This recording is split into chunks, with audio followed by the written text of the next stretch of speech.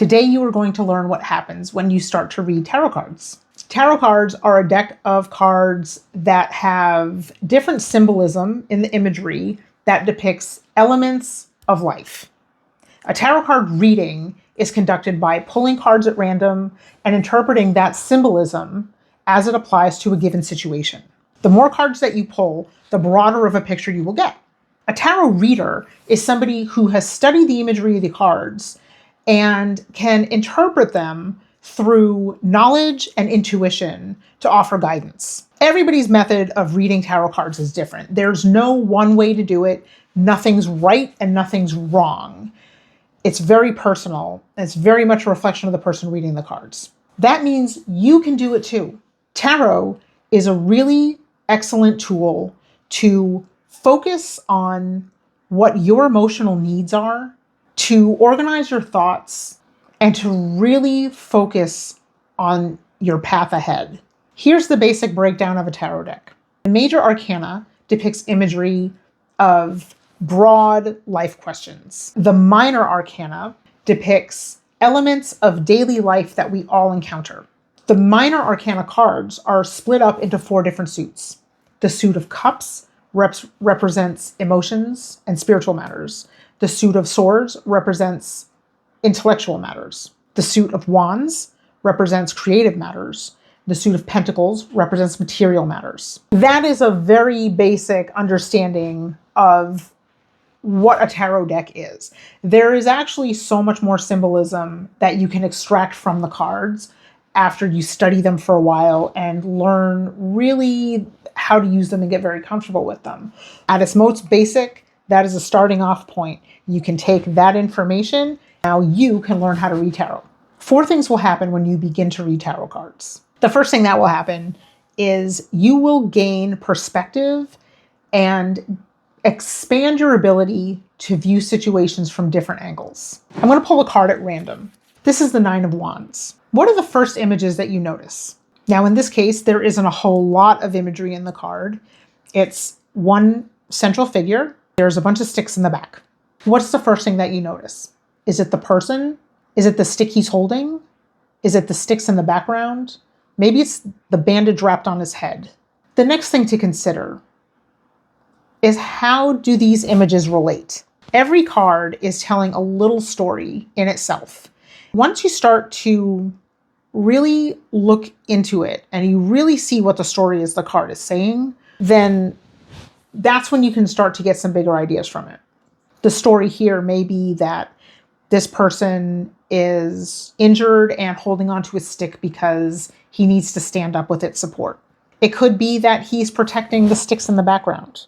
Those are his sticks. It could be that he's about to venture forward from the sticks behind him and go out and do something else. There's any number of stories that could be playing out here, even with simple imagery. There's no right or wrong answer with this. It appears as it appears. The second thing that will happen when you start to read tarot is you will learn to look deeper. Now, going back to our example of the 9 of Wands, the next thing I would ask is, how does this make you feel? Does this seem like a happy image? Does it seem like a sad image? Is it a frightening image? It can come across to you in many ways. It's going to look a little bit different to everybody. It may look one way to you and one way to me. Once you have determined how this imagery makes you feel, ask yourself why it makes you feel that way. What is it resonating with in your life that's evoking the emotions that it does? Maybe this looks like someone who seems very tired. Maybe it's resonating with you that way because maybe you've just been really busy and you're feeling a little ground down. Maybe you just need a break from your work or a stressful situation. Every image that you see is going to resonate with something happening personally in one way or another. The third thing that'll happen when you start to read tarot is you will begin to organize your thoughts differently. So pulling another card as an example, this is the 5 of Swords. Looking at the imagery in this card, you can see that there is a figure in the front who is picking up a few swords. There's some lying on the ground. They're standing on a shore. There's some people in the background that look like they're a little bit upset. They look kind of downtrodden, a little defeated. There's some clouds clearing in the sky. or cloud forming in the sky, depending on how you look at it. Once you start to organize all the images that you see in the card, you've determined the initial feeling that it brings to mind. Start to think about, how does this apply to you? Did you just win some kind of a conflict? Did you just lose some kind of a conflict? Are there ideas that you're picking up and taking away from a group of people who maybe didn't appreciate them? Is there some kind of turbulence in your life that has come to an end? What are the factors contributing to this situation that you may want to change? What are the factors that maybe you don't want to change? Maybe there are things that you feel you could be doing a little bit better to get a better outcome. Or maybe there are things that are getting in your way and you need to eliminate some things and change your outcome that way. Once your thoughts get organized, you can start to pick apart the differences that you need to make to be the deciding factor in the outcome of a situation. The fourth thing that will happen when you start to read tarot is you will begin to hone your intuition. Honing your intuition is maybe my favorite thing about practicing tarot.